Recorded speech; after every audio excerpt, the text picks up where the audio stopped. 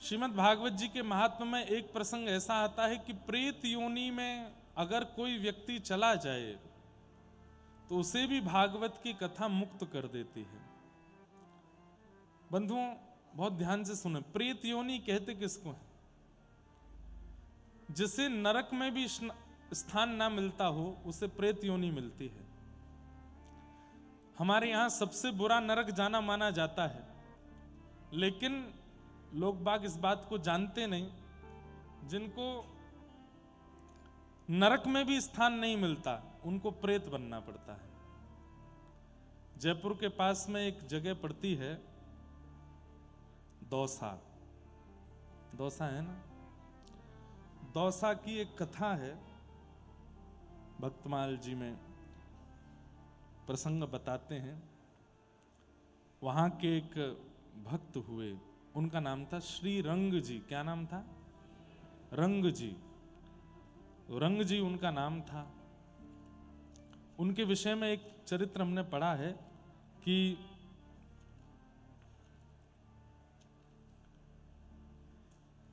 उनके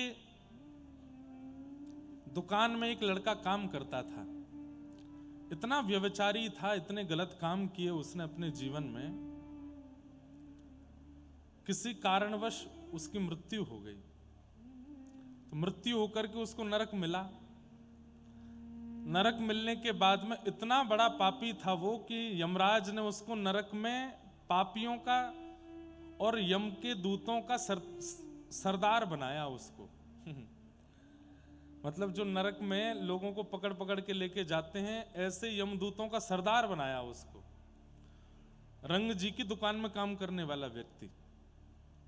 तो उसके पास में लिस्ट होती थी कि आज कितने लोगों को लेके आना है, कहां कहां से लेके आना है। तो उनमें से लिस्ट में एक नाम फिर से दौसा के एक व्यक्ति का आया। उसने मन में विचार किया कि मेरे गांव में जहां मेरा पूर्व जन्म हुआ वहीं मुझे लेने के लिए जाना है किसी को, तो क्यों ना जाते जाते मैं अपने सेठ जी से मिल के आऊंगा एक बार। तो रंग जी अपने दुकान पे बैठे थे, तो बैठे बैठे उनकी जैसे नेत्र खुले। भजन पूजन नहीं करते थे, पैसा कमाने में ही रुचि ज्यादा थी उनकी। इतने में ही उनकी आंख लग गई थी। आंख लग के थोड़ी देर में खुली तो वही लड़का जो दुकान में काम करता था, जिसकी 6-7 महीने पहले मृत्यु हो गई, वो सामने बैठा है। सेठ जी तो घबरा गए, बोले कोई सपना है क्या है भैया, तुम्हारी तो प्राण जा चुके हैं, अब तुम कैसे बैठे हो? उसने कहा सेठ जी मुझे पहचान गए? बोले तुम्हें कैसे भूल जाएंगे, तुम हमारे दुकान में ही काम करते थे। बोले सेठ जी मेरी मृत्यु हो गई, और मृत्यु होने के बाद मैं यमलोक गया। यमराज जी ने जब मेरे जीवन में किए हुए, मेरे द्वारा किए गए कर्म देखे, तो उन्होंने कहा भाई ये इतना उच्च कोटि का पापी है, इसको तो अपने दूतों का मैं सरदार बनाऊंगा। तो आजकल मैं यमराज जी के दूतों का सरदार हूं। अच्छा क्या करते हो? बोले मैं नगर नगर जा जा करके पापियों को उठा के लाता हूं। तो दौसा में वो 4 नंबर गली में एक व्यक्ति रहता है ना, उसकी मृत्यु होने वाली है। 5 मिनट थे तो मैंने सोचा आपसे मिल जाऊं थोड़ा, ये सत्य घटना है। तो सेठ जी बोले उस व्यक्ति की मृत्यु होगी, मैं कैसे मानूं कि तुम सत्य बोल रहे हो? बोले अभी ना एक बैलगाड़ी निकलेगी यहां से। बोले हाँ, उसके सींग पे जाके मैं बैठ जाऊंगा, सोई वो पागल हो जाएगा। और वो बैलगाड़ी गाड़ी छोड़ करके बैल अकेला भागेगा, और तभी वो सामने 4 नंबर गली वाला व्यक्ति निकलेगा, उसके पेट में जाके वो सींग मारेगा, उसकी मृत्यु हो जाएगी। वहीं से उसको लेके मैं यमलोक जाऊंगा। फिर सेठ जी बोले तुम हमसे मिलने क्यों आए, पहले ये बताओ।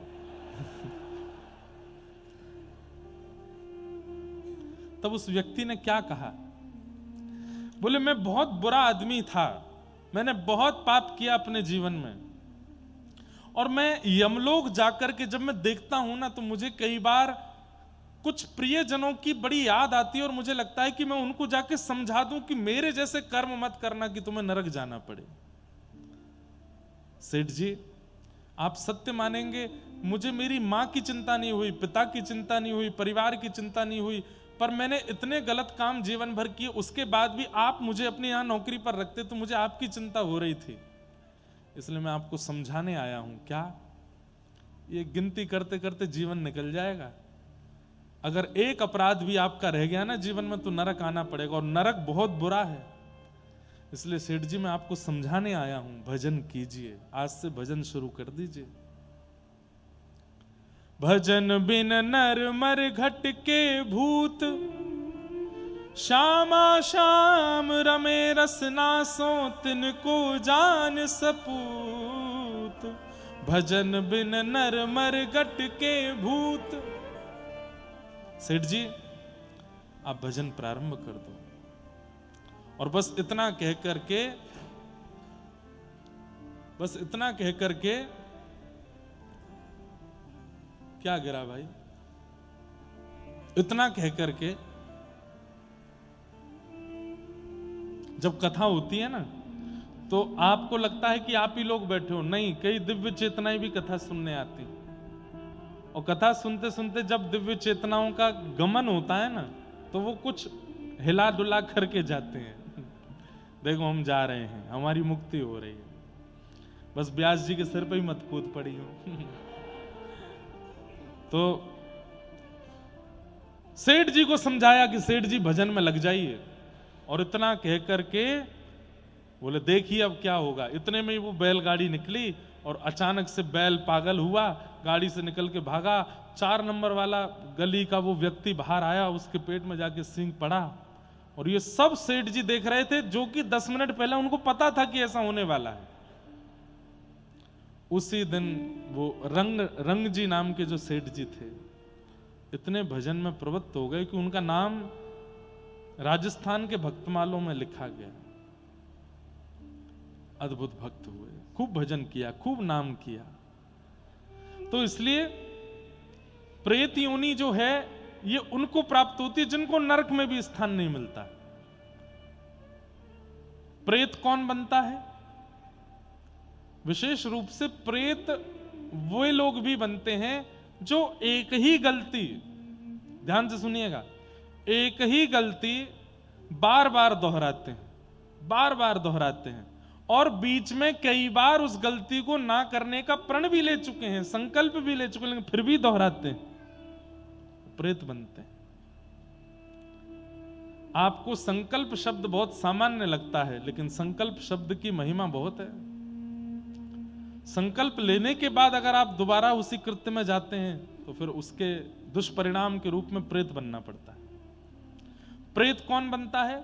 दूसरा, मातृ पितृ द्रोह करने वाला।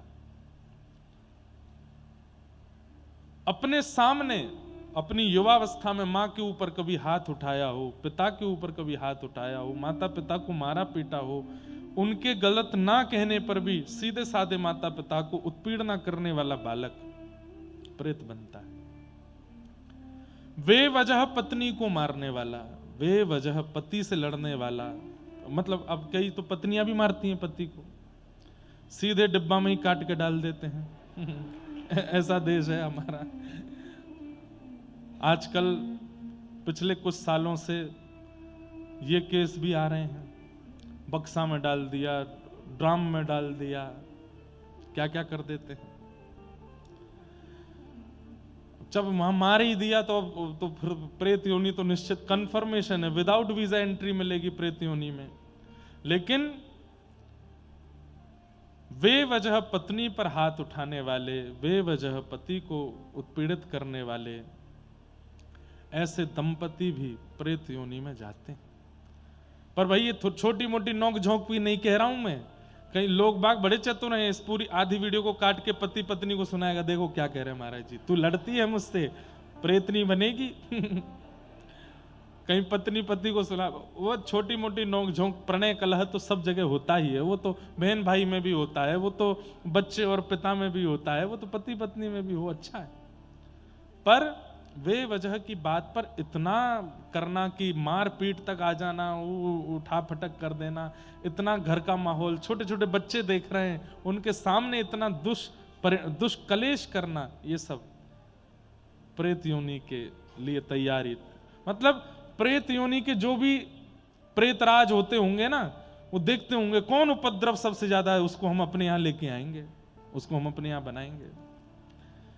तो प्रेत योनि में जाने वाले लोगों के लक्षण हैं: वेदों की अवहेलना करने वाले, गौ हत्या करने वाले, गौ मांस खाने वाले, इसके अलावा जो जो पाप करने वाले हैं वो सब तो पापी हैं ही, पर ये प्रेत योनि के अधिकारी हैं। किसी कन्या के साथ, स्त्री के साथ दुष्कर्म की चिंतन भी करने वाले, ये सब प्रेत योनि में जाते हैं, मृत्यु के पश्चात प्रेत बनते हैं। बहुत सारे पाप हैं, इन सब पापों का परिणाम भोगना पड़ता है। उनमें भी कई प्रेत ऐसे हैं जिनको श्रीमद् भागवत की कथा अगर सुना दी जाए तो वो अपनी प्रेत योनि से मुक्त होकर के भगवत धाम जाते हैं। उनमें से पितृमातृ दूषकाः, माता पिता से द्रोह करने वाला यदि प्रेत बन गया है तो वो भागवत जी की कृपा से मुक्त हो सकता है। आप कहेंगे महाराज जी मुक्त होना ही क्यों, उसको रहने ही दो प्रेत योनि में। अरे नहीं, वो प्रेत बन गया ये बहुत बड़ा दंड है उसके लिए। प्रेत को 24 घंटे इतनी पीड़ा रहती है जैसे हजारों बिच्छू उसको डंक मार रहे हों, इतनी पीड़ा में वो रहता है।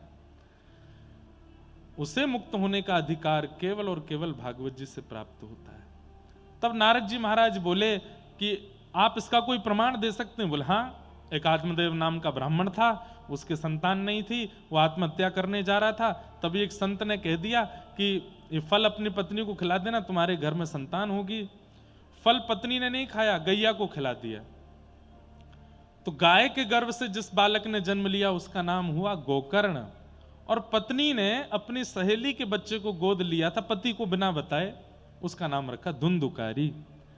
वही बालक बड़े होकर के इतना उद्दंडी हुआ कि माता पिता को मारने लगा। मां ने कुआं में कूद के प्राण त्याग दिए, पिता ने वन में जाकर के भागवत जी का पाठ करते हुए प्राणों को ठाकुर जी में विलीन कर दिया, और वो बालक अपनी युवावस्था में दुष्कर्मों के कारण मरने के बाद प्रेत बना। ऐसा प्रेत बना कि गया श्राद्ध से भी उसकी मुक्ति नहीं हुई।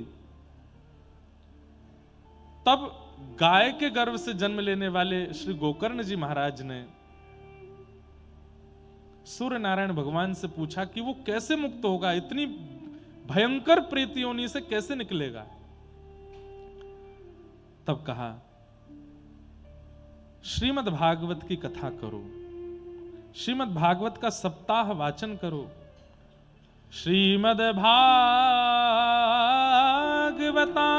मुक्ति सप्ताहम वाचनम कुरु। श्रीमद् भागवत की सप्ताह कथा करो।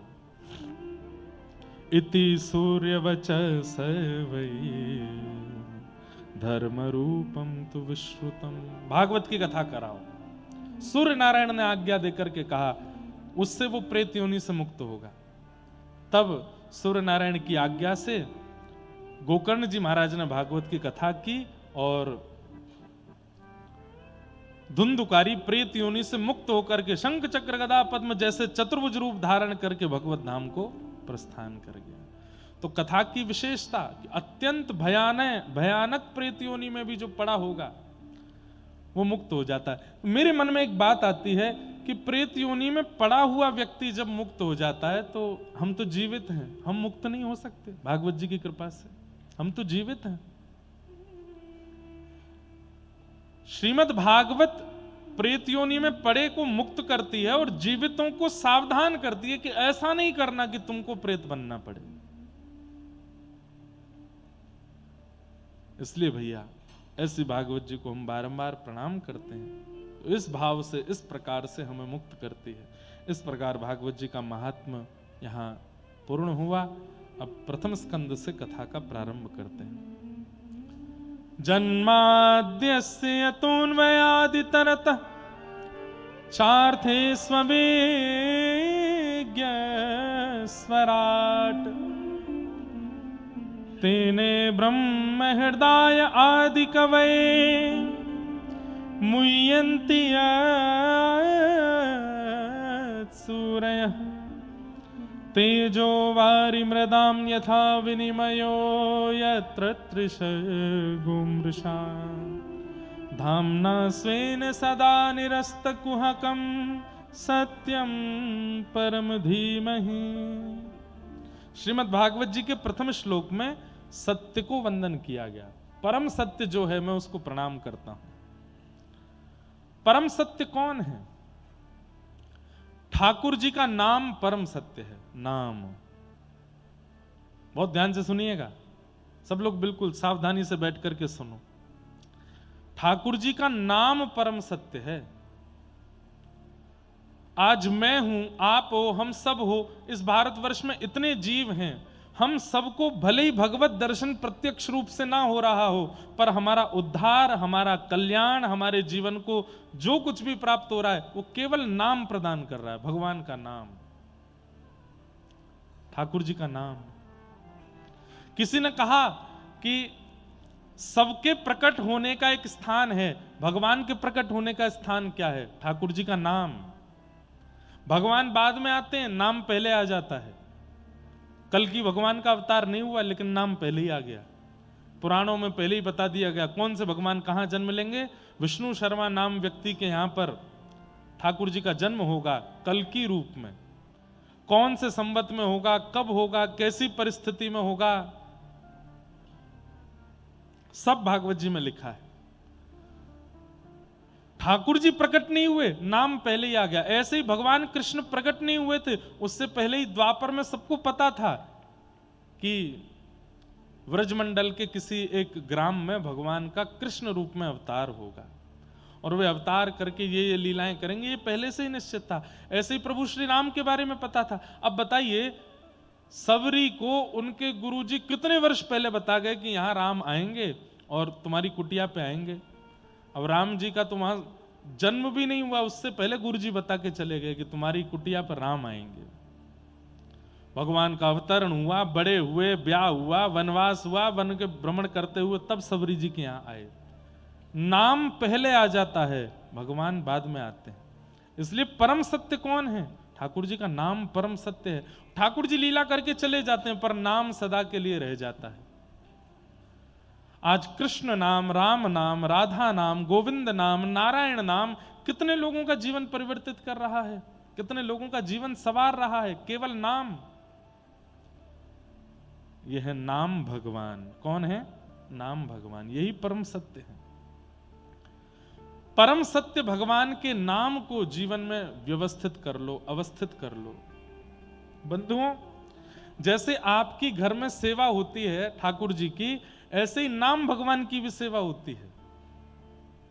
हृदय में नाम भगवान की सेवा होती है।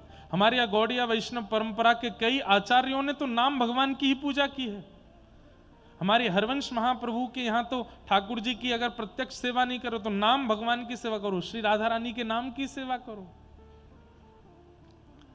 इसलिए हमारे कई आचार्य मना करते हैं, चलते फिरते, उठते बैठते, खाते पीते हमेशा माला हाथ में मत रखो, हमेशा हर जगह नाम मत करते रहो। नाम का एक नियम होना चाहिए, नाम के लिए शुद्ध पवित्र स्थान, क्योंकि वो भगवान है साक्षात। तो क्या करें? माला भले ही हाथ में मत रखो, जीव में बोलते रहो। हाँ, आचार्य की अगर आज्ञा हो गई है, गुरु आज्ञा अगर हो गई है कि 24 घंटा नाम माला पे करते रहो तो करो। लेकिन अगर गुरु आज्ञा नहीं है, अपने मन से चलते फिरते, उठते बैठते, खाते पीते कहीं भी बैठ करके नाम नहीं करो। एक बार आसन पर बैठ करके कर लीजिए, बाकी पूरे दिन तो मन में चलने दीजिए, मन में उसका चिंतन होने दीजिए, मन में उसका भाव आने दीजिए। नाम, यही है परम सत्य। धर्म प्रोजित कैतवोत्र परमो निर्मत्सराणां सतां वैद्यं वास्तवमत्र वस्तु शिवदं तापत्रयोन्मूलनम्। श्रीमद्भागवते महामुनिकृते किं वा परेरीश्वरः सद्यो हृदयवरुध्यते त्रिकृतिभिः शुश्रूषुभिस्तत्क्षणात्। धर्म प्रवजित कई तवोत्र परमो। श्रीमद् भागवत जी सब लोग ध्यान से सुनिए, क्या करती हैं? हमारे चित्त में परम धर्म का बीजारोपण करती हैं। परम धर्म का तात्पर्य क्या बताया गया? परम धर्म का मतलब क्या बताया गया? जहां देह से भगवत क्रिया की जाती है वो धर्म है, और जहां आत्मा से भगवत क्रिया की जाए वो परम धर्म है। देह से मंदिर जा रहे हैं, देह से परिक्रमा कर रहे हैं, देह से ठाकुर जी की सेवा कर रहे हैं, देह से नदियों में स्नान कर रहे हैं, देह से तीर्थ यात्रा कर रहे हैं, ये सब धर्म है। पर एकांत में बैठ करके नेत्र बंद करके मन से कुछ क्रिया कर रहे हैं, मन से ठाकुर जी का स्मरण कर रहे हैं, मन से तीर्थ यात्रा कर रहे हैं, मन से वृंदावन पहुंच रहे हैं, मन से भगवत सेवा में प्रदत्त हो रहे हैं, वो परम धर्म है। अब इसमें आलसी बनने की बात नहीं है। तुम जाओ वृंदावन होली खेलने, हम तो मन से जाएंगे, ये आलस में नहीं। क्या वह स्थिति बनी है आपकी कि आप मन से वहां पहुंच सको? और एक बात सुनिएगा बहुत ध्यान से, अगर मन से कोई सेवा में प्रवृत्त है तो प्रत्यक्ष वो उसको घटेगा। वो दिल्ली में बैठ करके सोच रहा है कि मैं वृंदावन गया हूं, बिहारी जी के मंदिर में ठाकुर जी आहा गुलाल उड़ रहा है, तो गुलाल की एक कणिका उसके अंग पे तो आएगी, अगर वो मन से प्रवृत्त होगा तो। सुनो, गोवर्धन में षड गोस्वामियों में से एक श्री रघुनाथ गोस्वामी विराजते थे राधा कुंड पे। केवल एक कटोरा छाछ पीते थे और इसके अलावा कुछ खाते पीते नहीं थे। ध्यान से सुनिएगा सब लोग। मन से प्रवृत्त होने वाले व्यक्ति के साथ मन में होने वाली घटना उसके प्रत्यक्ष शरीर में होती है।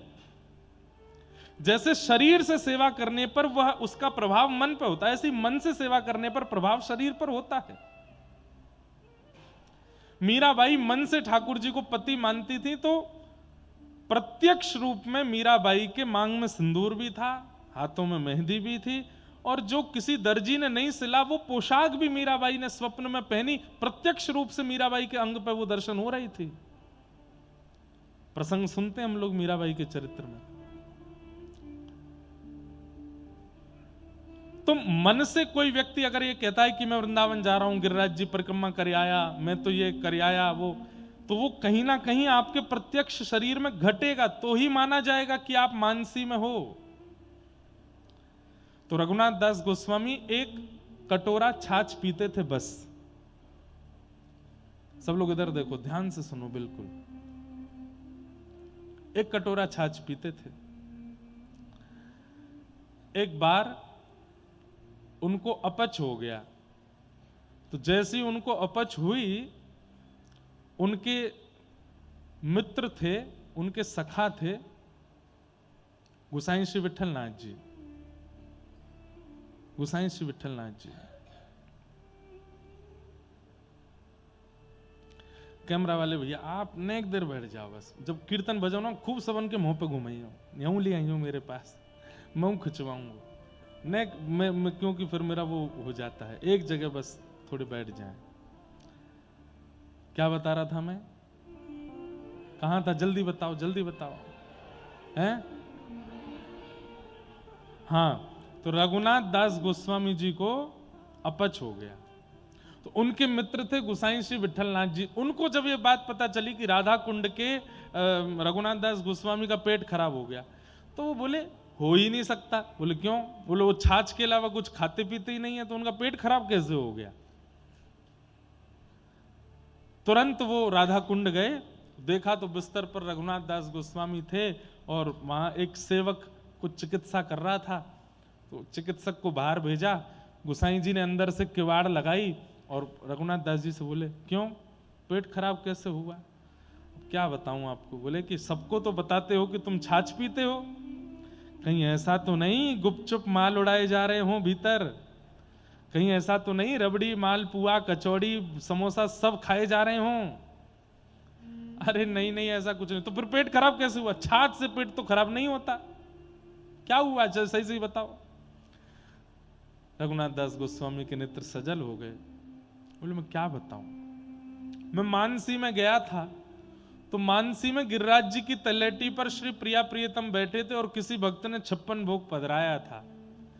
जैसे ही मैंने प्रणाम किया तो श्री प्रिया जी बोली इधर आओ, और मैं जैसे ही पहुंचो तो बोली मुंह खोलो, और मैंने मुंह खोला तो मुझे लड्डू खवाए, मुझे कचौड़ी खिलाई, पूरी। मैंने मना भी किया कि मैं ज्यादा पाता नहीं हूं, तो ठाकुर जी बोले हमारो अधराम व्रत है, कैसे नहीं पावे को पा। बोले उसके बाद बोले खूब सारी सामग्री मुझे पवा दी, और फिर ये नंद नंदन बड़े उद्यमी हैं, इनने कहा कि बोले पहले तो दूध की सामग्री पवा दी और वाके बाद दही खवा दी, सो पेट में जाके दही फट गई। मानसी में लीला हुई पर प्रत्यक्ष में पेट खराब हो गया। ये सुनते ही गोसाई जी ने हृदय से लगा लिया। बोले कि आप सच्चे भक्त हो। क्यों? आप मन में जो चिंतन करते हो, मन में जिस लीला का अनुसंधान करते हो, जिस लीला का स्मरण करते हो, वो प्रत्यक्ष शरीर में होने लगती है। ये मानसी का असली स्वरूप। और मैं नाम नहीं लूंगा, मैंने आज भी हमारे वृंदावन के ही संतों में से एक संत हैं, उनको देखा है। भरी दिसंबर के जाड़े में कोहरा पड़ रहा है और पसीना चुचारा था उनके मुखमंडल से। क्यों? क्योंकि मानसी में किसी उष्ण काल की लीला का उन्होंने अनुभव किया था। और मैंने पूछा महाराज जी से कि महाराज जी क्या लीला थी? तो बोले प्रिया जी को आम खावे को मन हेरो, तो श्री ठाकुर जी बोले आम तो गर्मीन में आमेंगे, सर्दीन में कांते लाऊं? तो बोले गर्मी लाओ। तो श्री ठाकुर जी ने उष्ण काल की ऋतु को आमंत्रित किया। तो उष्ण काल में ठाकुर जी आम तोड़वे के गए तो मोह संग ले गए। बोले तो बोले पेड़ पे स्वयं नहीं चढ़े, मोह चढ़ा दिए। बोले तू तोड़ के दे। तो बोले मैं ऊपर पेड़ पे चढ़वे में इतना श्रमित है गयो, इतना थक गयो, धूप ऊपर से पड़ रही, आम तोड़ तोड़ के नीचे दे रहो, सो वही से पसीना आए। तो प्रत्यक्ष महाराज जी को पसीने आने लगे। ये मानसी सेवा, ये तो हमने अनुभव किया।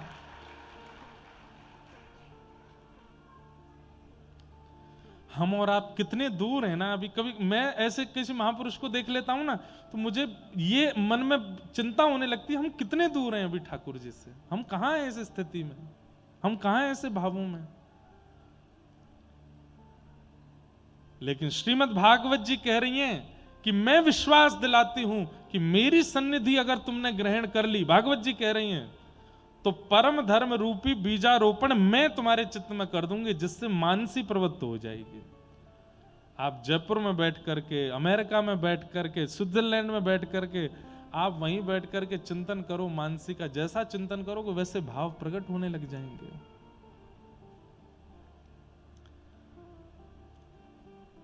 बहुत दूर हैं हम ठाकुर जी से। हम कथा सुन रहे हैं, उत्सव मना रहे हैं, लीलाएं कर रहे हैं, सब ठीक है, हम यहीं तक सीमित है, इससे आगे हम बढ़ नहीं पा रहे हैं। बढ़ना है। मानसी की स्थिति, ऐसी भावनाओं की स्थिति में प्रवृत्त होना है। कई हमारे बालक आते हैं, आज एक शिष्य बालक आया, बोले आप स्वप्न में ऐसे दिखे, आप उस भाव में ये दिखे। मुझे मन में अच्छा तो लगता है कि चलो ये मानसी इनकी थोड़ी तो बनती है, पर ये मानसी और प्रवृत्त इसलिए नहीं हो रही है क्योंकि अभी हमने सुने हुए गुरु वचनों को अभी पूर्णता रूप से पालन किया नहीं, इसीलिए मानसी की उस स्थिति में नहीं जा पा रहे। अंगद जी महाराज का प्रसंग सुना है? श्री अंगद जी महाराज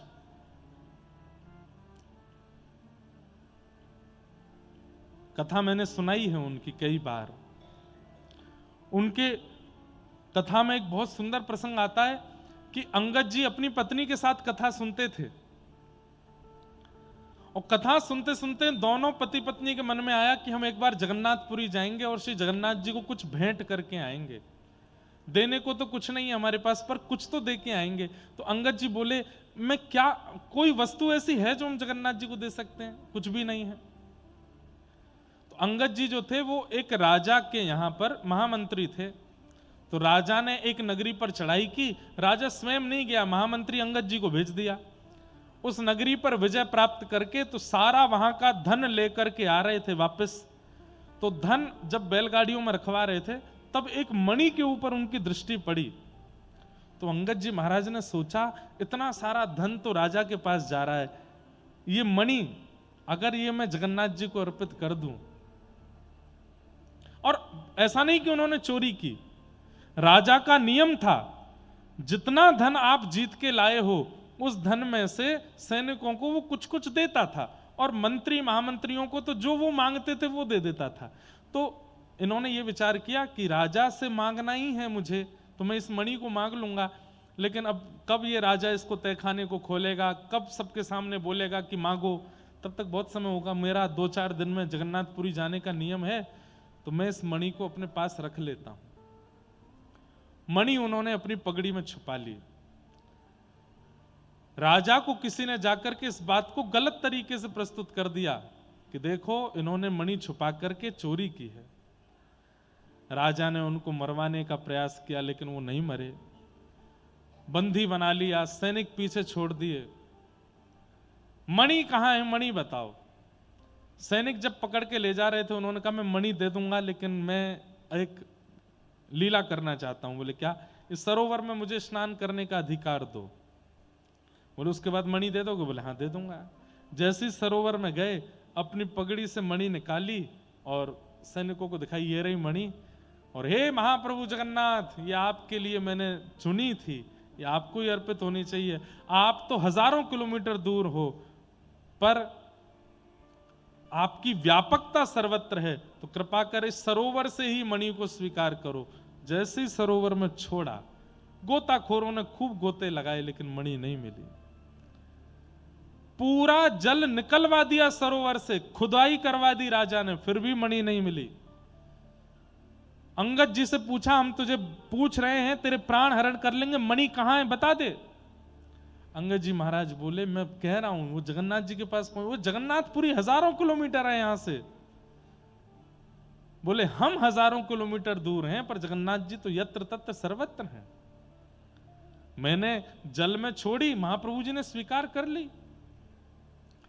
हाथों में हथकड़ियां, पैरों में बेड़ियां बांध करके जगन्नाथपुरी लेकर के गए, और बोले अगर महाप्रभु जगन्नाथ जी के पास मणि नहीं मिली तो तेरा सर धड़ से अलग कर देंगे हम। जैसे ही महाप्रभु जगन्नाथ जी के सन्मुख पहुंचे, कपाट खुलते ही क्या देखते हैं कि वही मणि महाप्रभु जी के तिलक के ऊपर यहां विराजमान थी, श्री जगन्नाथ जी ने धारण कर रखी थी।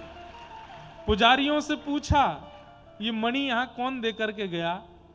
तो बोले पता नहीं, रात्रि में मंदिर बंद करके हम लोग सोए, सुबह जब उठे तो महाप्रभु जगन्नाथ जी का श्रृंगार जहां रखा रहता है उसी पेटी के ऊपर रखी थी, और मैं लगा कि पुरानी मणि कहीं की होगी। राजा भी देख करके चकित रह गया कि ये मणि हजारों किलोमीटर दूर जल में डाल दी थी, यहां कैसे आ गई? महाप्रभु जगन्नाथ जी ने स्वीकार की। ये सारे चमत्कार नहीं है बंधुओं, ये सब मन की स्थिति है। जब मन की स्थिति ऐसी प्रगाढ़ हो जाती है तो पुरी दूर नहीं है, द्वारिका दूर नहीं है, बद्रीनाथ दूर नहीं है, सारे तीर्थ धाम आपके इर्द गिर्द ही संगे चलते हैं। राधा रमण जी संगे ही चलते हैं, राधा वल्लभ जी संगे ही घूमते हैं, श्री बिहारी जी कंधा पे बैठ के ही रहते हैं। जब जिसे चाहो, जिसका आवाहन करो, उसी का अनुभव होने लगता है। ऐसी पवित्र देह, ऐसी पवित्र मानसिक स्थिति, ऐसी पवित्र बौद्धिक स्थिति बनाने की सामर्थ्य श्रीमद् भागवत में है, यदि कोई पालन करे तो। धर्म प्रोजित कई तवोत्र परमो, परम धर्म के प्रति जो अग्रसित करे वो भागवत की कथा है। लेकिन एक चीज का ध्यान रखना पड़ेगा, बोले क्या? निर्मत्सराणाम सताम, मात्सर्य दोष को मत आने दीजिएगा। ईर्ष्या, किसी की अच्छाई के प्रति, किसी के रूप के प्रति, किसी के धन के प्रति, किसी के वैभव के प्रति कभी ईर्ष्या मत कीजिएगा। और एक बात बताऊं बंधुओं, भजन का प्रमाण दुनिया को बताने के लिए हम तिलक लगाते हैं, हम शिखा रखते हैं, कंठी पहनते हैं, एकादशी व्रत करते हैं, धोती पहनते हैं, ताकि दुनिया को पता चले कि हम भक्त हैं। पर खुद से पूछिए, आप भक्त हो? खुद को प्रमाण देने के लिए एक ही उपाय है, जिस दिन ईर्ष्या चित्त से नष्ट हो जाए, समझ जाना कि अब ठाकुर जी ने आपको भक्त रूप में स्वीकार कर लिया। आज भी कथा से बाहर निकलते किसी को देख करके मन में आता है, बड़ा इतरा रहा है तो कुछ ज्यादा सुंदर नहीं है, इसकी सुंदरता थोड़ी कम होनी चाहिए, ये बहुत ज्यादा कमा रहा है, इसकी कमाई कम होनी चाहिए, इसके बच्चे ज्यादा पढ़ लिख रहे हैं, कम होना चाहिए। ये सब ईर्ष्या के दोष यदि उत्पन्न हो रहे हैं तो आपका भजन रत्ती भर भी ठाकुर जी स्वीकार नहीं कर रहे हैं। काम बढ़ रहा है चित्त में, क्रोध बढ़ रहा है, लोभ बढ़ रहा है, द्वेष बढ़ रहा है, आदि आदि सब भावनाएं बढ़ रही हैं। सबकी मूल जड़ ईर्ष्या ही है। अगर ईर्ष्या चित्त में है तो सब बढ़ेंगे, और ईर्ष्या निकल गई तो सब घट जाएंगे। ईर्ष्या दोष को मत बढ़ने दीजिए चित्त में। अन्यस्य दोष गुण चिंतन माश मुक्त्वा सेवा कथा रस महो नितराम पिबत्वम। एक प्रसंग सुनाते हैं, ध्यान से सुनो। गुसाई श्री विट्ठलनाथ जी विश्राम घाट पे विराजमान थे। कहां पे?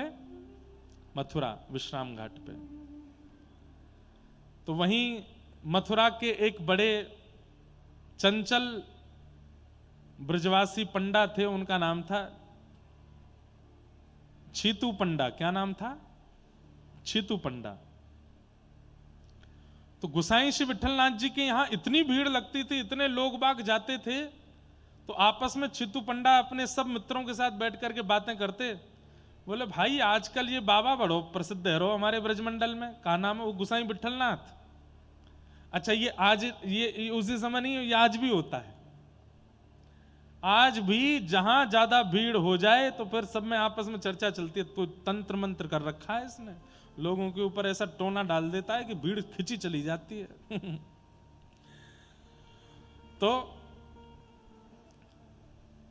छीतू पंडा अपने सब मित्रों के साथ बैठ के बात कर रहे, बोले आजकल गुसाई विट्ठलनाथ जी की बड़ी चर्चा सुनाई देती है।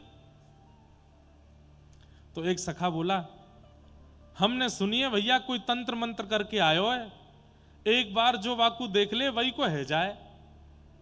तब दूसरा बोला, अरे नहीं नहीं, वाको छोटो सो एक ठाकुर है, वाको नाम है नवनीत प्रियालाल, हमने सुनिए वहां में कछु जादू टोना है, जो वहां जाए वही को है जाए। तीसरा बोला, अरे नाय नाय, गुसाई विट्ठलनाथ जी अपने ठाकुर जी को लड्डू को भोग लगा में, वह लड्डू में कछु अफीम फफीम मिला दें, वो जब सबन में बढ़ जाए वह खाती सबन को मन ऐसा हो जाए। सब आपस में ये सब चर्चाएं कर रहे थे। तभी एक दिन छीतू पंडा बोले, भाई यजमानी हो नहीं रही, ज्यादा लोग बाग आ नहीं रहे, आज चलो तो फिर क्या करें? बोले मिल के आते हैं। गुसाई विट्ठलनाथ देख के तो आमन एक पास थे, है कैसो? हमारे यहां होता है ऐसा। ज्यादा प्रसिद्धि जिसकी हो जाए तो सब लोग चर्चा करेंगे, इसने कोई सिद्धि कर रखी है, इसने कोई तंत्र मंत्र कर रखा है, इसने कहीं वहां जाकर के कुछ किया है, ऐसा कर बोलते हैं लोग बात।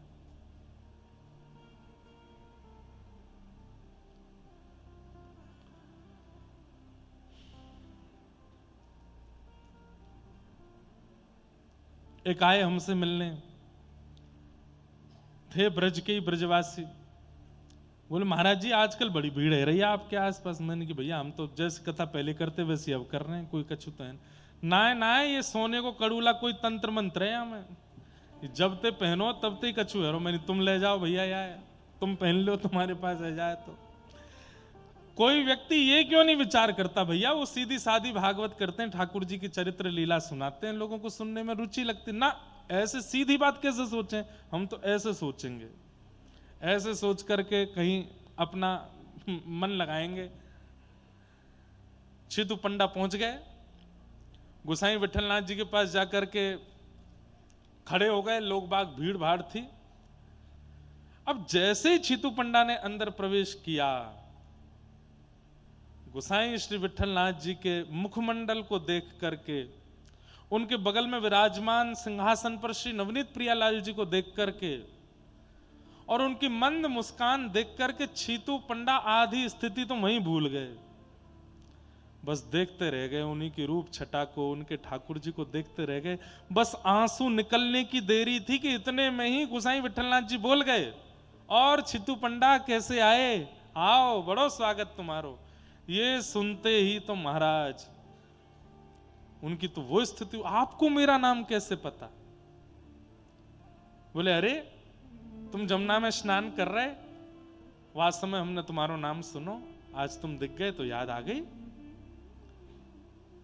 चरणों में प्रणाम करके ठाकुर जी के, और बस कहां उनकी परीक्षा लेने आए थे, कहां उनको आकलन करने आए थे, और अब चरणों में प्रणाम करके क्या बोले कि आप मुझे दीक्षा दे दीजिए, मुझे शरणागति दे दीजिए। गए परीक्षा लेने थे, शरणागति ब्रह्म संबंध करा करके लौट के आए छितु पंडा, और उन्हीं का नाम फिर बाद में पड़ गया छीत स्वामी। अष्ट छाप के सखाओं में पद छीत स्वामी जी के गाए जाते हैं। छीत स्वामी गिरिधरण विठ्ठलेश वपुधारी, छीत स्वामी गिरिधरण विठ्ठलेश वपुधारी। ऐसे छीत स्वामी, छीतु पंडा छीत स्वामी बन गए गुरु कृपा से। ईर्ष्या चित्त में मत रखिए, क्योंकि ठाकुर जी चाहेंगे तभी ईर्ष्यालु भक्त हो सकता है, नहीं तो ईर्ष्यालु के चित्त में प्रेम लक्षणा भक्ति नहीं आ सकती। ईर्ष्यालु के चित्त में ठाकुर जी के प्रति भावना नहीं प्रकट हो सकती, भाव नहीं प्रकट हो सकते। इसलिए ईर्ष्या से बचिए।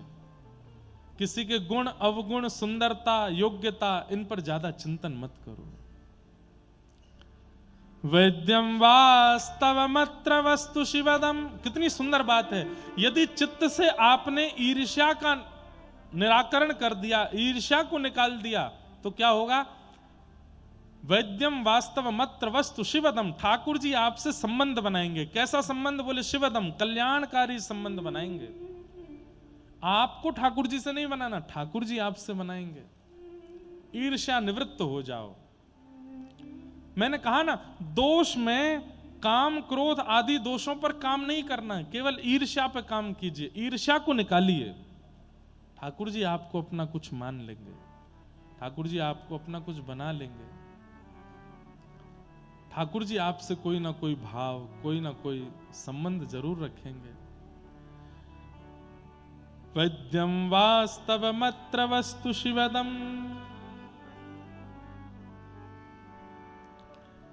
ठाकुर जी को संबंध बनाएंगे।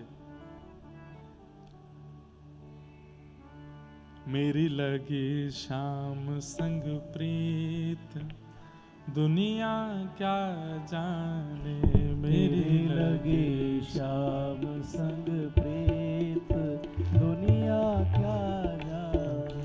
मेरी लगी शाम संग प्रीत, दुनिया क्या जाने। मेरी लगी शाम संग प्रीत, दुनिया क्या जाने। हो क्या जाने रे कोई, क्या जाने।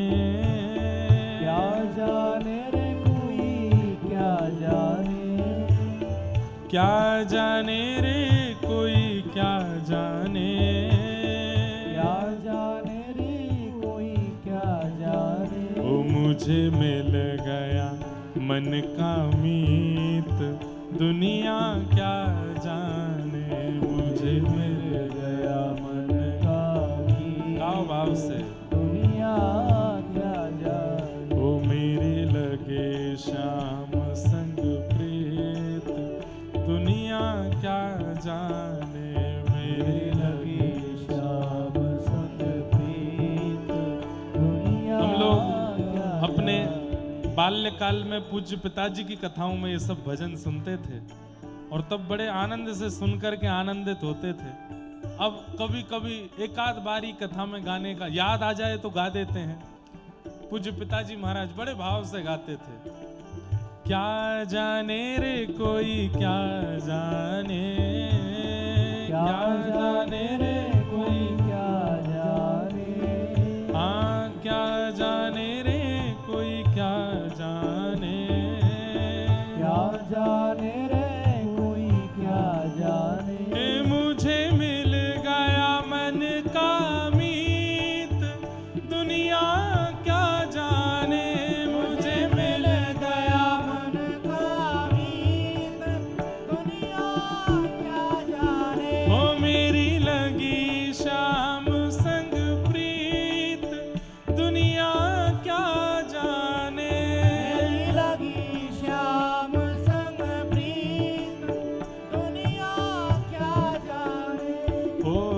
छवि लखी मैंने शाम की जब से, छवि लखी मैंने शाम की जब से, छवि लखी मैंने शाम की जब से, छवि लखी मैंने शाम की जब से, भई बाबरी मैं तो तब से, भई बाबरी मैं तो तब से, हाँ भई बाबरी मैं तो तब से, भई बाबरी मैं तो तब से, हाँ बांधी प्रीत की डोर मोहन से, बांधी प्रीत की डोर मोहन से, बांधी प्रीत की डोर मोहन से, बांधी प्रीत की डोर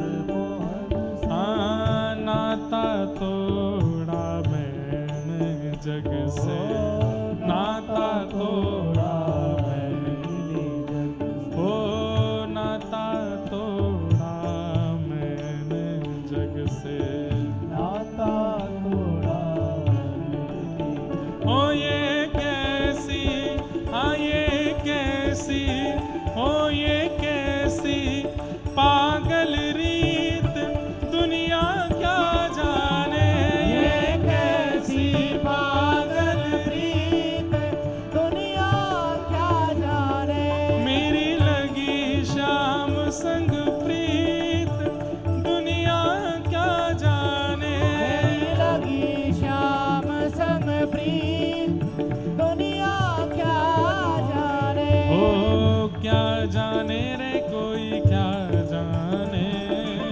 क्या जाने रे कोई क्या जाने, हाँ क्या जाने रे कोई क्या जाने, क्या जाने रे कोई क्या जाने, ओ मुझे मिल गया, हाँ मुझे मिल गया, ओ मुझे मिल गया मन का मीत दुनिया क्या जाने, मुझे मिल गया मन का मीत दुनिया क्या जाने, ओ मेरी लगी शाम संग प्रीत दुनिया क्या जाने, मेरी लगी शाम संग प्रीत दुनिया श्री क्या राधा जाने। रमण लाल की भुजा उठा के करताल बजा के गाओ।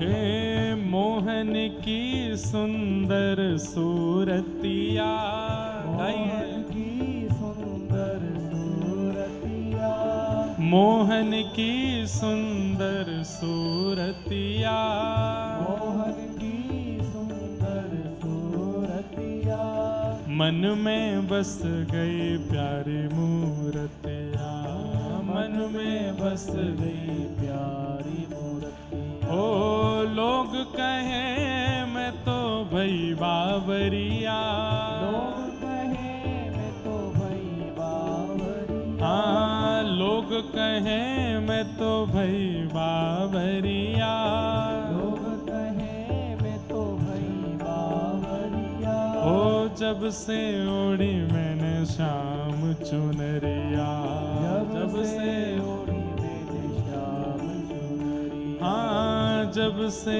ओढ़ी मैंने शाम चुनरिया, जब से ओढ़ी मैंने शाम चुनरिया, ओ मैंने छोड़ी, हाँ मैंने छोड़ी, ओ मैंने छोड़ी जग की रीत दुनिया क्या जाने, मैंने छोड़ी जग की रीत दुनिया क्या जाने, ओ मैंने छोड़ी जग की रीत दुनिया क्या जाने,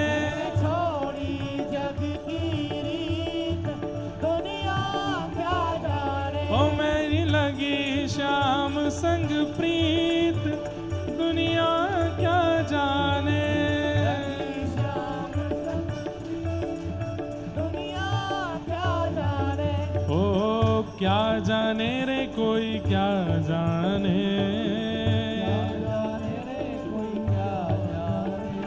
ओ क्या जाने रे कोई क्या जाने। ओ मुझे मिल गया, मुझे मिल गया, मुझे मिल गया मन का मीत दुनिया क्या जाने।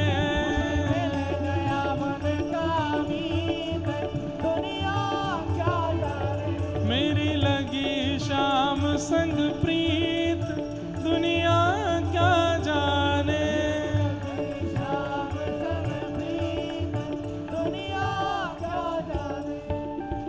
हरदम अब तो रहूं मस्तानी।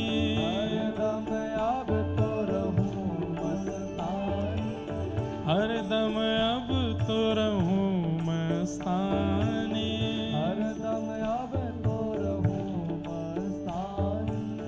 लोक लाज दीने बिसरानी। लोक लाज दीने बिसरानी। हाँ लोक लाज दीने बिसरानी। हे रूप राशि अंग अंग में समानी। रूप राशि अंग अंग में समानी। हाँ रूप राशि अंग अंग में समानी। रूप राशि अंग अंग में समानी। ओ हेरत हेरत रहूं दीवानी। हेरत हेरत रहूं दीवानी। हाँ हेरत हेरत रहूं दीवानी।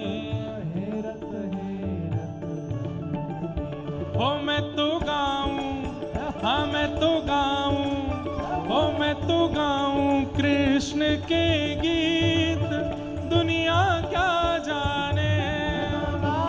कृष्ण के गीत दुनिया क्या जाने।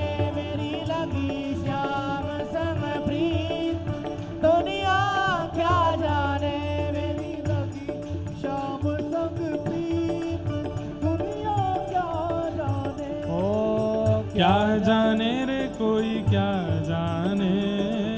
क्या जाने रे कोई क्या जाने। हाँ क्या जाने रे कोई क्या जाने। क्या जाने रे कोई क्या जाने। ओ मुझे मिल गया, हाँ मुझे मिल गया, मुझे मिल गया मन का मीत दुनिया क्या जाने। मिल गया मन का मीत दुनिया क्या जाने। ओ मेरी लगी शाम संग प्रीत दुनिया क्या जाने। लगी श्याम संग प्रीत दुनिया क्या जाने। हे गोविंद मेरो है, गोपाल मेरो है। गोविंद मेरो है, गोपाल मेरो है। गोविंद मेरो है, गोपाल मेरो है। गोविंद मेरो है, गोपाल मेरो है। ओ राधा रमण बिहारी नंद लाल मेरो है। राधा रमण बिहारी नंद लाल मेरो है। राधा वल्लभ बिहारी नंद लाल मेरो है। राधा वल्लभ बिहारी नंद लाल मेरो है। हे गोविंद मेरो है, गोपाल मेरो है। गोविंद मेरो है, गोपाल मेरो है। हाँ गोविंद मेरो है, गोपाल मेरो है। गोविंद मेरो है, गोपाल मेरो है। हाँ गोविंद मेरो है, गोपाल मेरो है। गोविंद मेरो है, गोपाल मेरो है। ओ राधा गिरिवर धारी गोपाल मेरो है। राधा गिरिवर धारी गोपाल मेरो है। ओ राधा रमण बिहारी नंद लाल मेरो है। राधा रमण बिहारी नंद लाल मेरो है। ओ मुझे मिल गया, हाँ मुझे मिल गया, ओ मुझे मिल गया मन का मीत दुनिया क्या जाने।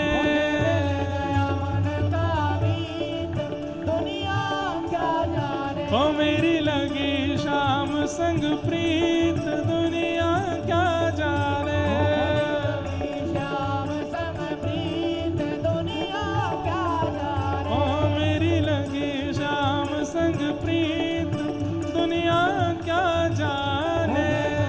श्याम संग प्रीत जय जय श्री राम, जय जय श्री राम, जय जय श्री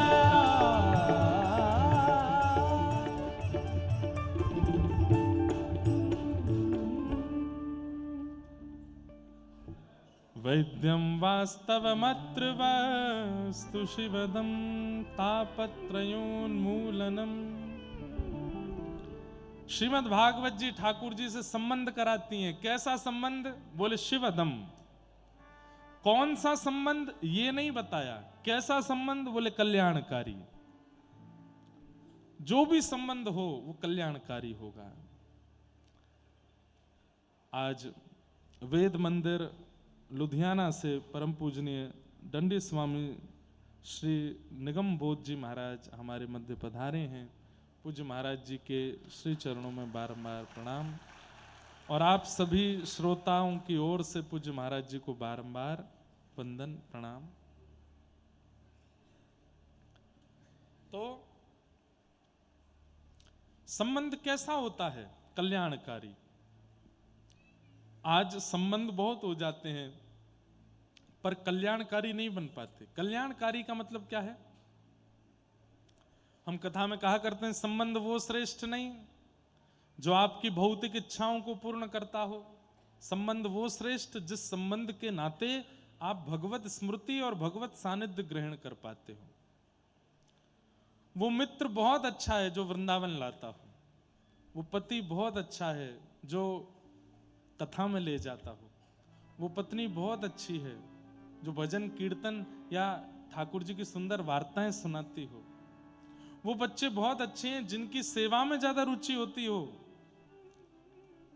सुंदर पत्नी अच्छी नहीं, सुंदर पति अच्छा नहीं, धनवान परिवार अच्छा नहीं। वो परिवार, वो पति, वो पत्नी, वो बच्चे, वो मित्र, वो सखा जिसके कारण कभी वृंदावन प्रिय लगा हो वो अच्छे हैं। जिनके कारण ठाकुर जी प्रिय लगे हों, जिनके कारण भगवत वार्ता प्रिय लगी हो वो प्रिय हैं, वो अच्छे हैं। वैद्यं वास्तवमत्र वस्तु शिवदम। एक रानी थी। उस रानी के यहां दासी कृष्ण भक्त थी और वो दासी जब घर के कामकाज करती थी तो तब मुख से कृष्ण कृष्ण कृष्ण कृष्ण कृष्ण कृष्ण उच्चारण होता था।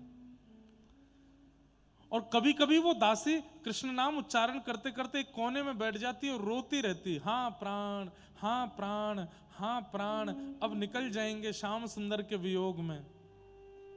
एक दिन रानी ने उसको देख लिया। रानी ने कहा ऐसा क्या है कृष्ण नाम में कि तुम इतनी विरही होती हो और तुम्हारी ये स्थिति देख करके मुझे दया नहीं आती। मुझे ऐसा लगता है कि ये स्थिति मेरी क्यों नहीं बन पा रही है, मुझे भी बताओ ना। बंधुओं, आग को कितना भी घी पिला दो, आग को कितना भी लड्डू खिला दो, अग्नि में कितनी भी पूड़ी सब्जी डाल दो और उसके बाद कहो हे अग्नि देवी मैंने आपको इतना घी डाला, इतनी पूड़ी हलवा सब खिलाए, अब मुझे जलाना नहीं। और जैसे आप स्पर्श करो क्या होगा? तब भी जलाएंगे। ऐसे ही भगवान का नाम है। आप कितना भी बचने का प्रयास कीजिए, नाम के संपर्क में यदि गए तो नाम अपनी कुछ ना कुछ प्रभाव तो करेगा आपके ऊपर। नाम का प्रभाव है, नाम की कृपा है कि आपको भगवत प्रियता लगे। और एक बात सुनिए, अग्नि छू करके भी अगर जला नहीं रही है तो वो अग्नि नहीं, आर्टिफिशियल कुछ होगा। ऐसे ही नाम लेकर के भी कृष्ण प्रिय नहीं लग रहे तो इसका मतलब है कुछ तो गड़बड़ है, क्योंकि नाम अग्नि के समान है, वो तो अपना प्रभाव करेंगे। क्यों नहीं हो रहा फिर मुझ पर और आप पर प्रभाव? कहीं ना कहीं हमारी चूक है, हमारी कमी है। उस दासी ने जैसे ही राजकुमारी को, उस राजमाता को कृष्ण नाम सुनाया, ऐसी भक्त हो गई, ऐसी भक्त हो गई। फिर तो उस राजघराने में संतों का आगमन, कथाएं, वार्ता और सब होने लगा। ठाकुर जी ने आकर के उस राजमाता को दर्शन दिए। गुरु कौन था? दासी। दासी की कृपा से भगवत अनुभव हुआ, भगवत दर्शन हुए। तो वैद्यम वास्तव मत्र वस्तु शिवदम, ठाकुर जी से संबंध होगा तो कल्याणकारी ही होगा, उसमें अकल्याण की कोई भावना नहीं है। अब आप लोग कल्याण और अकल्याण किसको समझते हो, यह आपके ऊपर निर्भर करता है। हम ठाकुर जी से जुड़े और उसके बाद हमारे जीवन में कोई गलत ना हो, ऐसा नहीं हो सकता। हम ठाकुर जी से जुड़े, कभी हमें चोट ना लगे, खांसी ना हो, बुखार ना हो, हमारी माताजी राजी रहे, पिताजी खुश रहे, पत्नी खुश रहे, बच्चे खुश रहे, ये कल्याण नहीं होता। प्रारब्ध की क्रिया से जो होना है वो होता रहेगा, पर ठाकुर जी की सन्निधि से उस समस्त क्रिया में बल मिलता रहेगा। आप उस स्थिति से जूझना सीख जाओगे, चाहे जैसी परिस्थिति आ जाए। एक राजा हुए मोरध्वज, सूरध्वज, मोरध्वज। ठाकुर जी ने ऐसी परीक्षा ली उनकी, रूप बदल करके गए, अर्जुन को संग लेकर के गए। ब्राह्मणों को आता देख राजा ने तुरंत कहा आज्ञा कीजिए। भगवान गए थे अर्जुन को दिखाने के लिए कि मेरे भक्त कैसे होते हैं। अर्जुन को बड़ा अभिमान है कि मुझसे बड़ा कोई भक्त नहीं। ठाकुर जी बोले चल दिखा के लाऊं। मोरध्वज राजा के पास ले गए और दोनों ब्राह्मण का भेष बना करके गए।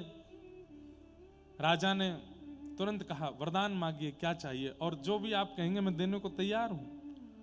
तब उन्होंने कहा हम लोग जब तुम्हारा दर्शन करने के लिए आ रहे थे, हे राजन, मार्ग में हमको एक शेर मिला, वो हमको खाना चाहता था। हमने उससे निवेदन करके कहा कि तुम हमें मत खाओ। तब उस शेर ने कहा है, बोले कि मैं तुमको एक शर्त पे छोड़ दूंगा। बोले क्या? तुम अभी जिस नगर में जा रहे हो उस नगर के राजा का मांस लेकर के आओ, तब मैं तुम्हें छोड़ूंगा। तुरंत मोरध्वज राजा ने अपनी पत्नी और बेटे से कहा आरी लेकर के इसी समय मेरा शरीर काट करके इनको दे दो। उस शेर की क्षुधा निवृत्ति हो और ब्राह्मण ने जो मांगा वो पूर्ण हो। कहते हैं सर्व अंग कट करके देने लगे। अंत में बस राजा ने एक बात कही कि आप एक प्रार्थना कर दीजिएगा। बोले क्या? ठाकुर जी से प्रार्थना कीजिए, मैं अपने प्राण तो त्याग रहा हूं ब्राह्मणों के लिए, पर एक बार इन नेत्रों को दिखाई दे जाएं, एक बार इन नेत्रों को दर्शन दे दें, मैं प्राण त्यागते त्यागते उनको देख करके प्राण त्याग दूं, बस ऐसी कृपा कर दें। इतने में ही उस विप्र के रूप में ठाकुर जी ही थे। ठाकुर जी तुरंत प्रकट हो गए, प्रकट होकर के उस राजा को दर्शन दिए और राजा से केवल यही भाव कहा, तुम्हारा समर्पण देखने आया था, तुम्हारा संबंध भाव देखने आया था, कल्याण कर। तो इसका मतलब ये नहीं कि ठाकुर जी से संबंध बने तो हमारा जीवन बहुत इजी रहेगा, नहीं। जो होना है वो होगा, जो हमारे प्रारब्ध में, जो नीति ने, नियति ने हमारे लिए चुना है वो होगा, वो सब चलेगा। मैं वक्ता हूं, मेरे जीवन में कष्ट ना आवे, ऐसा नहीं हो सकता। हमारी माताजी, पिताजी, परिवार, बहनें, सब खानदान में कभी कोई कष्ट नहीं आवेगा, ऐसा नहीं है। नियति ने जो निश्चित करके रखा, जो चुन के रखा, जो सोच के रखा, वो तो होगा। बस मैं भजन ना छोड़ूं, मैं भगवत स्मरण ना छोड़ूं, मैं हरिस्मृति ना छोड़ूं, मैं लगा रहूं उसी भाव में। भक्तों का चरित्र उठा करके देखिए, प्रत्येक भक्त के साथ में जो होना है वो होगा ही, हो ही रहा था, पर उन्होंने भगवत स्मरण का त्याग नहीं किया। वैद्यम वास्तवमत्र वस्तु शिवदम, ठाकुर जी से संबंध बनता है। और कैसा संबंध? बोले कल्याणकारी, कथा की कृपा से। तापत्रयोन्मूलनम, 3 प्रकार के ताप हैं, उसका उन्मूलन करती हैं भागवत की कथा। आदि दैविक, आदि भौतिक, आध्यात्मिक जितने भी ताप जीवन में आते हैं, उनको जूझना, उनसे लड़ना से अच्छा एक बात बोलूं, ज्यादातर कथा सुनने वाले लोगों की संख्या में आपको वो लोग मिलेंगे जो किसी ना किसी जीवन में घटी घटना से पीड़ित हैं। कथा में कैसे आ गए?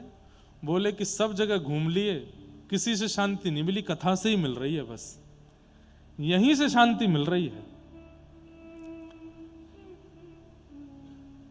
व्यक्ति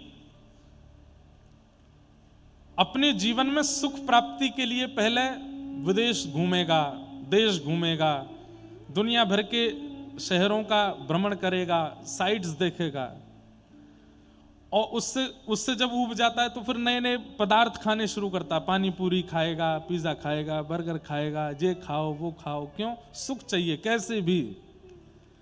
उससे भी मन भर जाता है तो फिर पहनना शुरू करता है, ये ब्रांड के कपड़े, ये ब्रांड के जूते, ऐसी वाली घड़ी, ऐसी वाली, ये सब कुछ पहन पहन के देख लेता है। उससे भी मन नहीं भरता तो फिर गाड़ियां ले आता है, ये इतने करोड़ की गाड़ी, इतने लाख की गाड़ी, ये वाली गाड़ी, उससे भी मन भर जाता है। फोन ले आता है, इससे मन भरे, हर तरीके के सुख भोग के देख लेता, उसके हृदय को शांति नहीं मिलती। लेकिन वही व्यक्ति 1.5 करोड़ की गाड़ी में बैठ के, 5 लाख का फोन लेके, 10 लाख के जूते पहन के, 50 लाख की घड़ी पहन करके कथा में आकर के बैठता है, नेत्रों से झरझर आंसू गिरने लगते हैं। अब पायो परम विश्राम, यहां मुझे परम विश्राम मिला, यहां उसको परम शांति मिलती। और बस उस परम शांति के आगे सब फीका लगने लगता है, सब कुछ अच्छा नहीं लगता। ड्राइवर गाड़ी ले जाओ, पैदल जाऊंगा घर तक। घड़ी तुम ले जाओ भैया, फोन तुम ले जाओ, सब छोड़ छाड़ के बस अब हरि शरण में आयो, अब कुछ भाता नहीं। तो हम पहले ही क्यों नहीं आ जाते? सारे इतने खर्चे करके, सुख शांति की इतनी याचनाएं करने के बाद अंत में क्यों कथा में आए? पहले ही आ जाओ। और आजकल वो अच्छा लग रहा है कि युवा पहले ही आ जा रहे हैं कथा में, बाद में भोग दृष्टि के प्रति, भोग वृत्ति के प्रति जाएंगे, पहले ही कथा में आ जा रहे हैं, पहले ही शांति की आप मार्ग पर आ गए। और एक बात बोलें, जिसको यहां शांति नहीं मिली, दुनिया में भटक ले, उसको कहीं नहीं मिलेगी। फिर कुछ कर ले, जिस व्यक्ति का कभी कथा में मन नहीं लगा, सत्संग में मन नहीं लगा, भगवत कीर्ति में मन नहीं लगा, वो दुनिया के किसी कोने में चला जाए, कितनी भी बड़ी से बड़ी उपलब्धियों को प्राप्त कर ले, वो शांति को कभी प्राप्त कर ही नहीं पाएगा। ये परम शांति का स्थान है।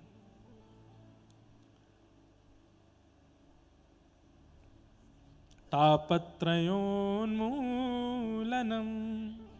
3 प्रकार के तापों का उन्मूलन करती है श्रीमद् भागवत की कथा।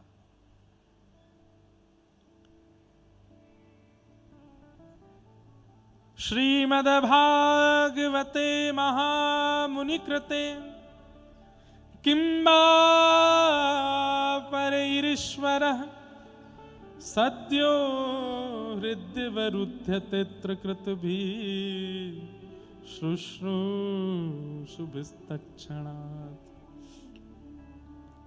श्रीमद् भागवते महामुनि कृते किंबा परैरीश्वर, भागवत जी को छोड़ के हम किसी और को कैसे सुन सकते हैं? बोले क्यों? सद्यो हृदय वरुध्यते कृतभिः शुश्रूषुभिस्तत्क्षणात्, जिनके श्रवण की इच्छा मात्र से चित्त में हरि प्रकट हो जाते हैं, ऐसी भागवत की मंगलमयी कथा है। इस वक्त यहां बैठे हर व्यक्ति के चित्त में ठाकुर जी हैं। हाँ, उसके में नहीं है जो यूं सोच रहा हो 10 मिनट बाद में उठ के चला जाऊंगा। जो यूं सोच रहा हो कि नहीं कथा पूरी सुननी है, बैठना है, अरे ये कथा विश्राम नहीं हो, महाराज जी विश्राम नहीं कर दें, 6:30 बजे यूं नहीं बोल दें कि अब आरती होगी, ऐसा नहीं कह दें, अभी हमें सुनना है। ये भावनाएं जिनके चित्त में प्रकट होती हैं, उनके चित्त में ठाकुर जी बैठे हैं। सद्यो हृदय वरुद्य कृत भी शुश्रूषुभिस्तत्क्षणात्। कथा आप नहीं सुनते हैं, सत्संग के प्रति रुचि भी ठाकुर जी चित्त में बैठवा के आपकी करवाते हैं। क्यों? क्योंकि ठाकुर जी चाहते होंगे तो ही बैठना होगा। किसी को ठाकुर जी चाहते हैं कि ये ना सुधरे, ये बिगड़ा ही रहे, तो उसका चित्त पवित्र होगा ही नहीं, वो सुन नहीं पाएगा, वो जाएगा। पर जिसके प्रति ठाकुर जी की भावना होगी कि नहीं ये पवित्र हो, इसका मन बुद्धि चित्त पवित्र हो, वो बैठेगा कथा में। सद्यो हृदय वरुध्यते त्रिकृत भी शुश्रूषुभिस्तत्क्षणात्। जिस कथा को सुनने की इच्छा मात्र से हरि चित्त में आ जाते हैं, ऐसी भागवत की कथा। निगम कल्प तरोर गलितम फलम सुख मुखादमृतद्रव संयुतम पिबत भागवतम रसमालयम मुहुरहो रसिका भुवि भावुका। निगम कल्प तरोर गलितम फलम। भागवत क्या है? फल है। किसका फल है? वेद रूपी कल्प वृक्ष का फल है।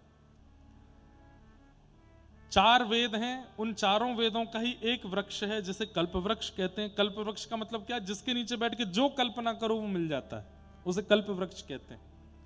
स्वर्ग में है कल्प वृक्ष, उसके नीचे बैठ के सोचो मुझे दही खानी है तो तुरंत दही आ जाएगी। उसके नीचे बैठ करके सोचो मुझे ये वाली सवारी मिल जाए तो वो सवारी मिल जाएगी, ये वाले कपड़े मिल जाए वो मिल जाएगा। जो कल्पना करोगे वो प्राप्त होता है। कहते हैं कि एक बार कोई व्यक्ति गया और उसने जाकर के कल्प वृक्ष के नीचे बैठ करके विचार किया, बहुत तेज भूख लगी है, 56 भोग प्रकट हो जाए। तो 56 भोग प्रकट हो गए। 56 भोग देख करके उसके चित्त में आया, इतना भोग कहीं ऐसा ना हो खाते खाते मेरा पेट भर जाए। मेरा पेट ही नहीं भरे, मैं खाता रहूं। और खाता गया, उसका पेट ही नहीं भरे।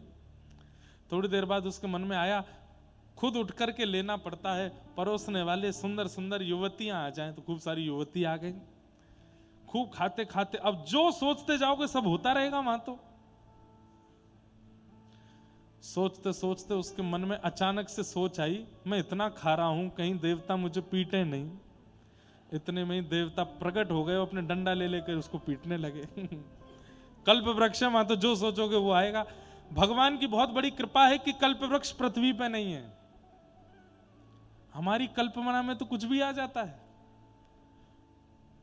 आप लोग कभी, अच्छा मैं आपको क्या बता रहा हूं, आप सब जानते हो, कभी आपस में 5-6 लोग बैठ करके एक दूसरे के भाव साझा करो, अपने अपने भाव बताओ। भाई ऐसे बोल के करोगे तो वो तो सदे हुए भाव देगा। ऐसे ही जब मित्रों के साथ जाते हो तो कभी कभी 1-2 मित्र ऐसे होते हैं, उनकी सोच ऐसी होती है कि वहां कोई जा ही नहीं सकता। हम एक बार बद्रीनाथ जा रहे थे तो हमारे एक भैया हैं, तो रास्ते में बात चलती जा रही थी कि भाई बहुत लैंडस्लाइड होता है यहाँ पे, इतने पहाड़ गिरते हैं, खिसकते हैं। क्योंकि उत्तराखंड के जो पहाड़ हैं वो मिट्टी के पहाड़ हैं ज्यादातर, तो जरा सी वर्षा होती है तो लैंडस्लाइड हो जाता है। तो ऐसी सब चर्चा कर रहे थे 5-6 लोग बुद्धिमान। सरकार कभी कुछ विचार नहीं कर सकती कि लैंडस्लाइड ही नहीं हो, कभी गंगोत्री यमुनोत्री बद्रीनाथ के मार्ग में कभी लैंडस्लाइड ना हो। सोचते जा रहे थे, तभी हमारे एक भैया बोले एक काम हो सकता है। मैंने क्या? सरकार यदि हेलीकॉप्टर से इन पे सीमेंट डलवा दे तो ये कभी लैंडस्लाइड नहीं होगा। हमने कि चरण कहां हैं तुम्हारे?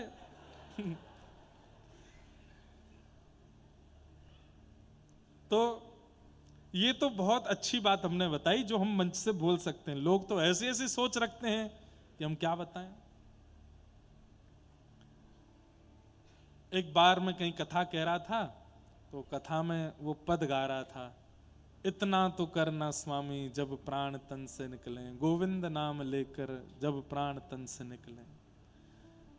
मैंने कहा हर व्यक्ति को अधिकार है अपनी इच्छा मृत्यु करने का, पर इच्छा मृत्यु संसारी भोगों के प्रति ना हो, ठाकुर जी के प्रति हो। जैसे मेरे प्राण वृंदावन में निकले, ऐसी इच्छा मृत्यु। मेरे प्राण पुरी जगन्नाथ में निकले, मैं महाप्रभु जगन्नाथ जी का महाप्रसाद पा करके और पुरी का दर्शन करके दंडवत करूं तभी मेरे प्राण चले जाएं। मेरे प्राण सत्संग में जाएं, मेरे प्राण कथा में जाएं, मेरे प्राण हरि भक्तों के दर्शन करते हुए जाएं। ऐसी इच्छा सब रख सकते हैं। तो हमारे एक प्रिय भैया, उनको मिष्ठान बहुत प्रिय है, बोले मेरा मन तो ऐसा है कि गोवर्धन में जतिपुरा की आलू की जलेबी और वो मुख में जावे और जैसे ही मैं दांतों से उसको चबाऊं उसका रस मेरी जीभ में घुल जावे और वो रस मेरे पूरे मुंह में डोल रहा हो और उसी समय मेरे प्राण चले जाएं। तो मैंने कहा भाई तुम्हारी इच्छा तो देखो कितनी ऊंची इच्छा है। बहुत ऊंचे ऊंचे लोग हैं भैया संसार में। बुद्धि नमोस्तुते व्यास विशाल बुद्धे, ऐसी बड़ी बड़ी मेधावी बुद्धि वाले लोग हैं जो क्या क्या सोच लेते हैं पता नहीं। तो बहुत अच्छी कृपा है भगवान की, कल्प वृक्ष धरती पर नहीं है। लोग कुछ भी सोच सकते हैं, कुछ भी विचार कर सकते हैं। तो निगम कल्प तरोर गलितम फलम, ये कल्प वृक्ष कहां है? वेद रूपी कल्प वृक्ष, वेद रूपी कल्प वृक्ष पृथ्वी पर है। ये श्रीमद् भागवत क्या है? ये कल्प वृक्ष है। यहां बैठ करके जो मांगोगे सो मिल जाएगा, लेकिन हां संसारी वस्तु मांगोगे तो नहीं मिलेगा। हाँ आप ये मांगो कथा में बैठे बैठे कि मेरी माला, मैं 7 माला करता हूं, मेरी 16 माला हो जाए, हे भागवत जी कृपा करो मुझे आलस ना हो और मेरी मालाएं 16 हो जाएं, हो जाएंगी 16।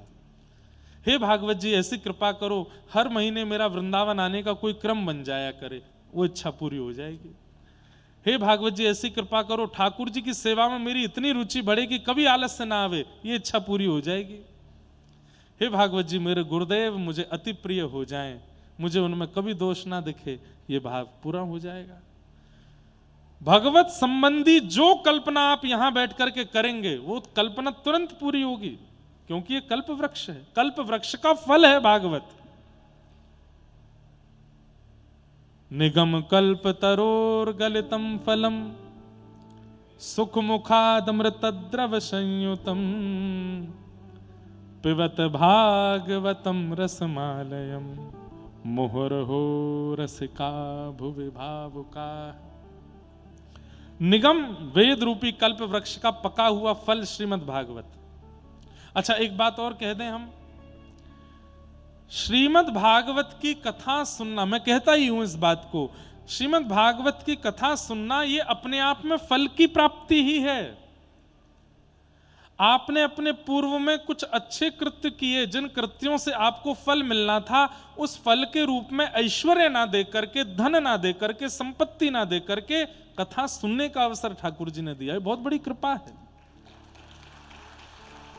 हमारे कृत्यों का फल हमको मिलता है, हमारे कर्मों का फल हमको मिलता है, तो फल के रूप में अगर ऐश्वर्य मिल रहा है तो सोचो ठाकुर जी ऐसे ही निपटा रहे हैं आपको।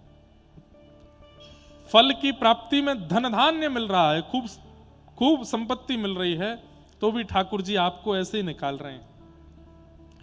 पर आपके किए गए सत्कर्मों के फल के रूप में धाम के प्रति प्रेम, नाम के प्रति प्रेम, वैष्णव प्रीति, कथा के प्रति प्रीति, ठाकुर जी के प्रसाद के प्रति प्रीति, ये प्रीतियां यदि चित्त में जागृत हो रही हैं तो निश्चित है कि ठाकुर जी बड़े प्रसन्न हैं।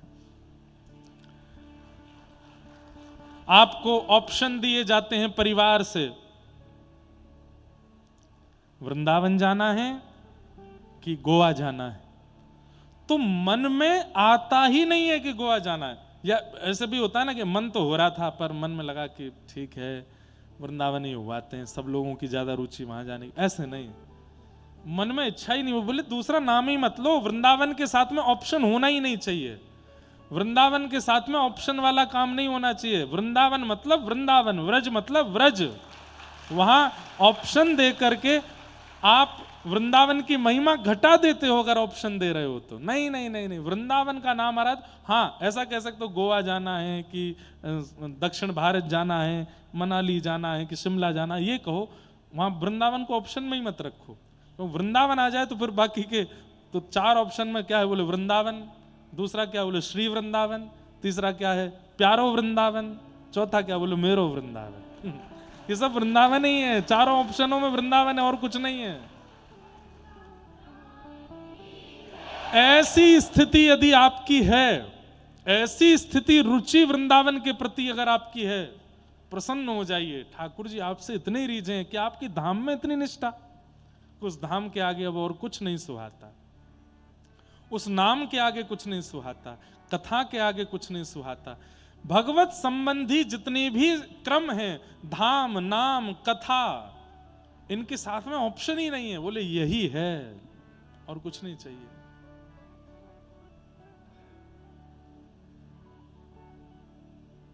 निगम कल्प तरोर गलितम फलम सुख मुखादमृतद्रव संयुतम। वेद रूपी कल्प वृक्ष का पका हुआ फल है श्रीमद् भागवत, और सुखदेव जी के मुख लग जाने से ये भागवत जी अमृत तुल्य हो गई हैं। फल में तोता मुंह लगा दे तो फल मीठा हो जाता है, पर यदि फल पहले से ही मीठा हो और फिर कोई सुखदेव जी के समान कोटि का अपना मुख लगा दे तो वो फल अमृत बन जाता है। श्रीमद् भागवत जी पहले से ही मीठी हैं। इतनी सुंदर सुंदर लीला, ऐसी सुंदर सुंदर कथा, इतनी सुंदर सुंदर ठाकुर जी के अनुभव श्रीमद् भागवत जी में। वो खट्टी हो सकती हैं, कड़वी हो सकती हैं, भागवत जी तो मीठी हैं। और कैसा फल है पता है? श्रीमद् भागवत एकमात्र ऐसा फल है जिसमें ना छिलका है ना गुठली। आप कहोगे छिलका गुठली का मतलब? छिलका छोड़ दिया जाता है, गुठली भी फेंक दी जाती है। श्रीमद् भागवत में कोई भी ऐसा विषय नहीं है, कोई भी ऐसा प्रसंग नहीं है जिसको छोड़ा जाए। सब ग्रहण योग्य हैं, सब स्वीकार करने योग्य हैं। कई बार कह दिया जाता है श्रीमद् भागवत का एकादश स्कंद बहुत कठिन है, श्रीमद् भागवत में कपिल विभूति संवाद बड़ा कठिन है, श्रीमद् भागवत की पंचम स्कंद बड़ा कठिन है। नहीं, कुछ कठिन नहीं है। भागवत सुनने की इच्छा होनी चाहिए, सुनाने वाले में रुचि होनी चाहिए। श्रीमद् भागवत में एक भी वस्तु त्याज्य नहीं, सब ग्रहण करने योग्य है। सुख मुखाद अमृतद्रव संयुतम पिबत भागवतम रसमालयम। भागवत की सुंदर कथा की रसमाला को पियो। ये बात मैं हर बार कहता हूं, कथा सुनने का विषय नहीं है, कथा पीने का विषय है, सुनने का विषय नहीं है। सुनने वाला व्यक्ति सुनी हुई चीज को भूल सकता है, पर पीने वाली वस्तु तो पीने के बाद असर करती है। पानी पिया है तो पानी भीतर जाके प्यास बुझाएगा, अपना कुछ रूप दिखाएगा। दूध पिया है तो दूध भीतर जाकर के अपना प्रभाव डालेगा। मदिरा पियोगे तो मदिरा भीतर जाके आपको नशा कर देगी। भांग छानोगे तो फिर होगा जो होना है। पीने वाली वस्तु आप नहीं भी चाहोगे तो भी अपना असर करेगी। अब कोई गलती से जहर पी गया, अब खूब कहते रहो तू पलटी कर ले, तू यूं कर ले। नहीं भाई, अब प्राण जाने ही है। क्यों? पी लिया है। इसका मतलब क्या है? सुनी हुई बात, सुना हुआ विषय, सुनी हुई वस्तु एक समय पर उतना प्रभाव नहीं डालेगी, लेकिन पी हुई वस्तु का तो प्रभाव रहता है। इसलिए भागवत सुनिए मत। पिबत भागवतम रसमालयम। गुरु के वचन, आचार्यों के वचन, कथा के वचन, इनको सुनना नहीं है, पीना है। और पीना कैसे है? इतनी निष्ठा करके श्रवण करना है कि ये जो कह रहे हैं वो सर्वस्व है मेरे लिए। हम एक बात मैं तो सब कथा में कहता हूं, व्यास मंच से नीचे उतर के मैं कितना भी कुछ बोलूं मत मानो, पर यहां बैठ करके अगर कुछ कह दें उसको तुरंत मान लीजिए। हमारी महिमा नहीं है, हम भी आपकी तरह वही बालक हैं। हम भी बचपन में मम्मी से खूब पिटते थे, हम भी आपकी तरह रोते थे, हम भी आपकी तरह खाते हैं, हम भी वैसे ही सोते हैं, हम भी स्नान करते हैं। हमारे अंदर भी मल आदि सब कुछ है, हमारे अंदर भी वही है जो आपके अंदर है, वही भाव, वही विचार, सब कुछ। पर यहां बैठ के कुछ हो जाता है, पर वो नहीं पता वो क्यों होता है। इसलिए यहां कह के जो कह दिया जाए उसको मान लीजिए। ये व्यासपीठ हमारी नहीं है, ये ठाकुर जी की व्यासपीठ है, ये वेदव्यास की व्यासपीठ है, ये सुखदेव जी की व्यासपीठ है। यहां कोई आज्ञार्थ कह के कह दिया जाए कि ये करना है तो उसको कर लीजिए, अनुभव अपने आप होगा।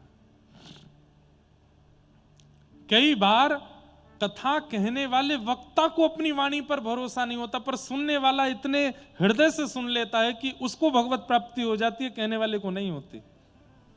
मीराबाई का वो प्रसंग मुझे बहुत अच्छा लगता है। एक जोशी जी नाम के वक्ता हर महीने कथा सुनाने जाते थे मीराबाई के यहाँ, और कथा सुना के मीरा सबसे कहते थे कोई प्रश्न हो तो पूछ लो, तो बाकी के सब लोग बैठे रहते, कुछ नहीं पूछता। एक दिन छोटी सी मीराबाई आ गई। मीराबाई बोली, लाली क्या बात है, मिश्री चाहिए? बोले नहीं, आपने कहा प्रश्न पूछो तो प्रश्न पूछने आई हूं। तो जोशी जी को लगा छोटी सी लाली क्या पूछेगी, ध्यान भी नहीं दिया। अच्छा, पोथी बांधने लगा। हाँ हाँ बोलो मीरा क्या है? बोले आप जिनकी कथा सुनाते हो, आप जिन कृष्ण की लीला सुनाते हो, ये मुझे कब मिलेंगे, ये हमें कब मिलेंगे? जोशी जी स्तब्ध हो गए सुन के, और जब मीराबाई की ओर देखा तो आंखों में आंसू है,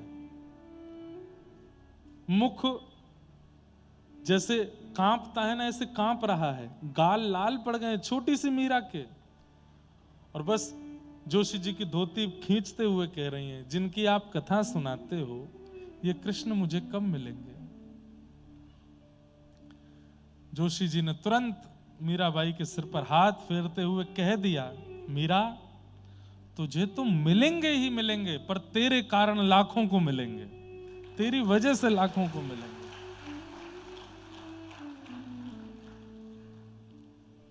इतने अच्छे अच्छे सुंदर पद हैं मीराबाई के, मेरी स्मृति में जब आ जाते हैं तो मुझे लगता है मैं कैसे इनको छोड़ दूं, कैसे ना गाऊं।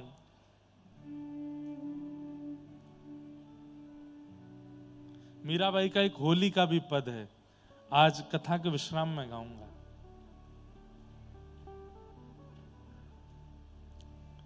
कबहू मिले पिया मोरा गोविंद, कबहू मिले पिया मोरा गोविंद, कबहू मिले।